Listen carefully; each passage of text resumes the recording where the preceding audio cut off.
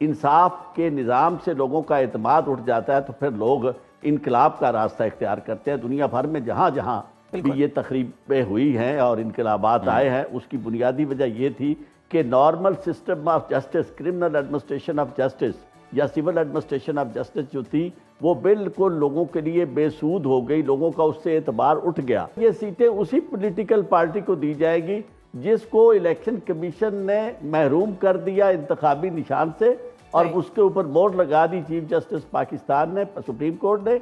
और उसके बाद उस पॉलिटिकल पार्टी के कैंडिडेट जो नाम जिसके लिए उन्होंने दिए हुए थे नॉमिनेशन पेपर्स बतौर नुमाइंदा पीटीआई, उनको आपने इंडिपेंडेंट डिक्लेयर कर दिया। तो इंडिपेंडेंट डिक्लेयर करने के बाद उस कोशिश आपने ये की कि ये पॉलिटिकल पार्टी बतौर सियासी पार्टी के इलेक्शन में हिस्सा ना ले सके और उसका नतीजा ये हो कि ये मखसूस नशस्तें भी कल को हासिल ना कर सके। आरिफ चौधरी साहब, आपकी तरफ आऊँगी। दोनों केसेस अदालतों में हैं, अहम इम्कानात क्या हैं, मुमकिनात पर अगर हम बात करें तो क्या लगता है कि इद्दत निकाह केस सज़ा मुअत्तल करने से मुतल्लिक आज फैसला सुनाया तो जाएगा, फैसला किसके हक में होगा?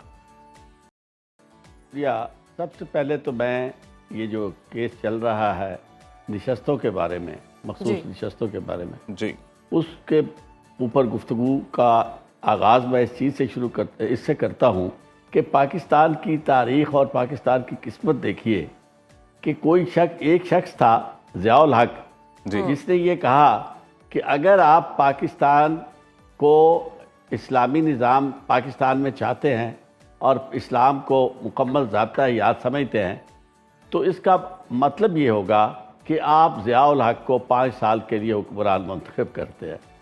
और इसी तरह आज एक चीफ जस्टिस आए हैं जो ये कहते हैं कि अगर आप आइन को मनो-अन तस्लीम करते हैं तो उसका मतलब ये होगा कि आइनी तरमीम होगी और आइनी तरमीम के ज़रिए मैं मज़ीद 3 साल के लिए पाकिस्तान का चीफ जस्टिस हूँगा। तो अब यदि आइन और इस्लाम दोनों लोगों की तौसीए मुलाजमत के लिए इस्तेमाल हो रहे हैं। जहाँ तक इस बात का ताल्लुक है केस के फैसले का, इससे ज़्यादा क्लियर कट बात हो नहीं सकती, क्योंकि ये जो मखसूस नशस्तों का तस्वर है प्रोपोर्शनेट रिप्रेजेंटेशन के साथ इसका ताल्लुक है। बुनियादी तौर पर या तो ये सीटें एग्जिस्ट ही नहीं करती अगर पॉलिटिकल पार्टी मौजूद नहीं है जिसको ये सीटें दी जा सकती थी। तो अगर वो या तो एग्जिस्ट नहीं करती है और अगर एग्जिस्ट करती है तो फिर ये सीटें उसी पॉलिटिकल पार्टी को दी जाएगी जिसको इलेक्शन कमीशन ने महरूम कर दिया इंतखाबी निशान से, और उसके ऊपर मोहर लगा दी चीफ जस्टिस पाकिस्तान ने, सुप्रीम कोर्ट ने। और उसके बाद उस पॉलिटिकल पार्टी के कैंडिडेट जो नाम जिसके लिए उन्होंने दिए हुए थे नॉमिनेशन पेपर्स बतौर नुमाइंदा पीटीआई, उनको आपने इंडिपेंडेंट डिक्लेयर कर दिया। तो इंडिपेंडेंट डिक्लेयर करने के बाद उस कोशिश आपने ये की कि ये पॉलिटिकल पार्टी बतौर सियासी पार्टी के इलेक्शन में हिस्सा ना ले सके और उसका नतीजा ये हो कि ये मखसूस नशस्तें भी कल को हासिल ना कर सके। तो ऐसी सूरत हाल में इंसाफ का तकाजा तो ये है कि वो नशस्तें पीटीआई को जाएं और वो पॉलिटिकल पार्टी के तौर पर अपना इस्तेहकाक जो है वो हासिल करे, और उसके बाद पाकिस्तान के अंदर सियासी निज़ाम जो है वो आइन के मुताबिक बिल्कुल। आरिफ साहब, जैसे कि अब ये मखसूस नशिस्तों वाला मामला फुल कोर्ट के सामने है और मौज़े जज साहिबान इसको सुन रहे हैं, 13 जजेज़ हैं जी, और वहाँ पर भी हम जमहूरियत देख रहे हैं, मुख्तलिफ आरा हैं। जब दलाइल होते हैं, सवालात आते हैं तो वहाँ पर भी मुख्तलिफ आरा हैं जजेज़ के माबैन जो सामने आती हैं। आरिफ चौधरी साहब, आपको क्या लग रहा है? पीजे मीर साहब ये कह रहे हैं कि इद्दत निकाह केस तो सिरे से ही कोई केस नहीं है, तो ये ख़त्म हो जाएगा। पीजे मीर साहब ने बिल्कुल दुरुस्त फरमाया, ये वाकई कोई केस नहीं है। उसकी वजह यह है कि दुनिया भर में आवाज़ नहीं आई, ये तस्वर ही नहीं कि इद्दत के मामले में सवाए खातून के मुतासरा खातून, मुतलका खातून जो है उसके अलावा कोई फैसला कर सके। दुनिया भर का कानून जो है वो इस मामले में किसी और शख्स को ये इख्तियार नहीं देता कि वो इतना प्राइवेट और पर्सनल जो मामला है एक खातून का, उसके बारे में कोई राय या डिक्री जारी करे। पाकिस्तान की तारीख में ये बहुत ज़्यादा, क्योंकि अब तो पाकिस्तान की तारीख इस तरह की बदकिस्मतियों से और बदउनवानियों से भरी जा रही है, वरना ये तसव्वुर नहीं किया जा सकता कि इस तरह का मामला मुकदमा बने उसका और उसके बाद फिर उस मुकदमे में किसी को सजा भी दी जाए। तो ये तो ایسی بات ہے کہ جو میں سمجھتا ہوں کہ واقعی میر صاحب نے جو ٹھیک ہے فرمایا. عارف صاحب، اگر بالخصوص اگر ہم یہ بات کریں کہ بالفرض بانی پی ٹی آئی کی سزا معطل ہو جاتی ہے تو کیا ایسے کیسز ہیں کہ ان کو باہر ہی نہ آنے دیا جائے اور دوبارہ سے کسی کیس میں ان کو گرفتار کر لیا جائے؟ دیکھیں یہ بات کسی ایسی حکومت سے متعلق تو آپ پریڈکٹ کر سکتے ہیں جو آئین پہ یقین رکھتی ہو، قانون کو مانتی ہو. اس کے بارے میں تو آپ یہ کہہ سکتے ہیں کہ جب کوئی سارے کیسز میں ان کی ضمانت ہوگی تو پھر راستے میں کوئی رکاوٹ نہیں ہونی چاہیے باہر آنے میں.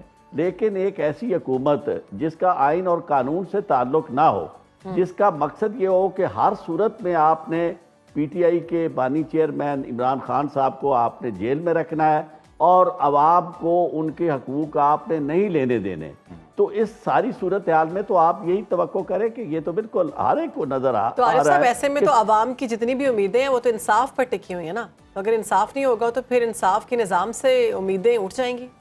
دیکھیں یہی بات ہم سارے کہہ رہے ہیں اور پوری دنیا کہہ رہی ہے کہ جب انصاف کے نظام سے لوگوں کا اعتماد اٹھ جاتا ہے تو پھر لوگ انقلاب کا راستہ اختیار کرتے ہیں. دنیا بھر میں جہاں جہاں بھی یہ تقریبیں ہوئی ہیں اور انقلابات آئے ہیں، اس کی بنیادی وجہ یہ تھی کہ normal system of justice, criminal administration of justice یا سول ایڈمنسٹریشن آف جسٹس جو تھی وہ بالکل لوگوں کے لیے بے سود ہو گئی. لوگوں کا اس سے اعتبار اٹھ گیا، عدالتوں سے لوگوں کا اعتبار اٹھ گیا، جو آربیٹریٹر تھے ان سے اعتبار اٹھ گیا. تو اس کے بعد لوگوں نے پھر سیدھا راستہ جو تھا وہ اختیار کیا تصادم کا. تو پاکستان کے لیے اس وقت جس کو بھی پاکستان سے محبت ہے اور پاکستان کو وہ ایک پھلتا پھولتا ملک دیکھنا چاہتا ہے، اسے تو اس معاملے میں کوئی شک نہیں ہونا چاہیے کہ پاکستان میں آئین کی حکمرانی ہو اور بالکل جی آئین کی حکمرانی ہو اور انصاف نہ صرف ہو عارف چودھری صاحب بلکہ انصاف ہوتا ہوا دکھائی بھی دے. عارف چودھری صاحب سیاسی نوعیت کا ایک سوال ہے سر، اور یہ گزشتہ روز بھی یہ خبر گردش کرتی رہی ہے کہ خود with in P T I ایک ڈویژن نظر آ رہی ہے. جو پرانے رہنما ہیں وہ کور کمیٹی سے خفا نظر آتے ہیں اور وہ کہتے ہیں کہ وہ صرف سیٹوں کے عہدوں کے پیچھے بھاگ رہے ہیں بجائے کہ سارا زور اس پر دیا جائے کہ بانی پی ٹی آئی کو رہا کروایا جائے. دیکھیں میں آپ کو ایک عرض کروں، اس وقت جو صورتحال پی ٹی آئی کی ہے وہ ان عام باتوں سے بہت آگے صورتحال ہے. اس کی وجہ یہ ہے کہ یہ نارمل سچویشن نہیں ہے کہ جس میں ایک پولیٹیکل پارٹی فنکشن کر رہی ہے، اس میں اختلاف رائے ہے، کچھ لوگ کچھ چاہ رہے ہیں، کچھ لوگ کچھ اور چاہ رہے ہیں. یہاں ون پوائنٹ ایجنڈا ہے اور وہ ہے عمران خان کی رہائی اور سیٹوں کی واپسی. اور جو الیکشن ہوا ہے اس الیکشن کے مطابق ریزلٹس جو ہیں فارم 45 کے مطابق جو ہیں ان کو مرتب کیا جانا. اس معاملے میں اگر کوئی بھی شخص اختلاف کرتا ہے اور وہ اس میں شامل نہیں ہوتا تو وہ اکیلا ہو جائے گا.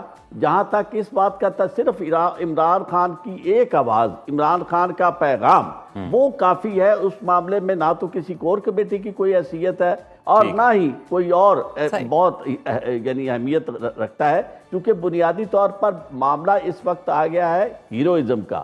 اور آپ یہ ذہن میں رکھیں کہ جب کوئی شخص ہیرو بن جاتا ہے تو اس کے بعد اس کی ہر بات جو ہے وہ لوگوں کے لیے یعنی معافی چاہتا ہوں یہ لفظ استعمال قرآن و حدیث کا درجہ رکھتی ہے.